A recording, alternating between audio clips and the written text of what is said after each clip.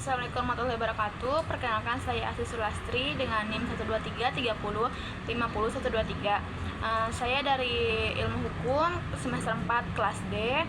Di sini saya akan membahas tentang hukum acara peradilan di Indonesia, khususnya di peradilan agama, serta berbagai persoalan yang sering muncul dalam praktiknya. Untuk memenuhi tugas mata kuliah Hukum Acara Peradilan Agama dengan dosen pengampu Bapak Abdul Muti El-Basyari, SHMH.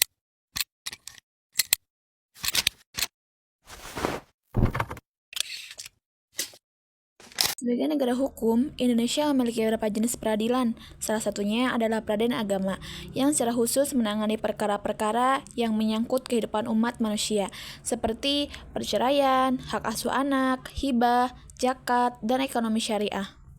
Dasar hukum peradilan agama adalah Undang-Undang Nomor 7 Tahun 1989 tentang Peradilan Agama, yang kemudian diubah dengan Undang-Undang Nomor 3 Tahun 2006 dan Undang-Undang Nomor 50 Tahun 2009. Peradilan agama berada di bawah Mahkamah Agung dan memiliki kewenangan mengadili perkara perdata tertentu antara orang-orang yang beragama Islam. Dalam praktiknya, perkara yang paling banyak ditangani oleh peradilan agama adalah perceraian. Data dari Mahkamah Agung mencatat bahwa jumlah perkara perceraian setiap tahunnya terus meningkat. Mayoritas didominasi oleh cerai gugat, yaitu perceraian yang diajukan oleh istri yang banyak disebabkan oleh faktor ekonomi, perselingkuhan, atau kekerasan dalam rumah tangga. Lalu, bagaimana proses hukum acara di peradilan agama? Sama seperti peradilan lainnya, peradilan agama juga memiliki prosedur yang harus ditempuh oleh para pencari keadilan melalui dari pertama, pendaftaran gugatan, baik cerai talak maupun cerai gugat, kedua, penunjukan majelis hakim dan jadwal sidang, ketiga, tahap mediasi sebagai bentuk penyelesaian damai, keempat, pemeriksaan pokok perkara di mana para pihak memberikan keterangan. Yang kelima, putusan hakim yang bersifat mengikat. Yang keenam, jika perlu dilanjutkan dan eksekusi putusan seperti pembagian harta gono gini atau penetapan hak asuh anak.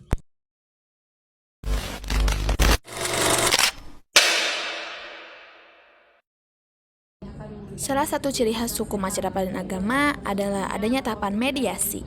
Mediasi bertujuan untuk menambahkan para pihak sebelum sidang berlanjut ke tahap pembuktian. Ini adalah upaya yang sangat penting, terutama dalam perkara perceraian yang menyangkut masa depan anak-anak. Namun, di balik jalannya proses hukum tersebut, masih banyak persoalan yang dihadapi oleh peradilan agama di Indonesia. Pertama, kurangnya pemahaman hukum masyarakat, terutama di pedesaan. Banyak yang tidak memahami proses hukum, bahkan tak tahu hak-haknya sendiri. Kedua, proses eksekusi putusan yang sulit dilakukan, misalnya dalam perkara warisan atau hak asuh anak. Meskipun sudah ada putusan pengadilan, pelaksanaan sering tidak berjalan karena tidak ada itikat baik dari salah satu pihak. Ketiga, minimnya akses terhadap bantuan hukum, khususnya bagi perempuan dan masyarakat miskin. Meskipun ada pos bakum di setiap pengadilan, tidak semua warga tahu atau mampu mengaksesnya.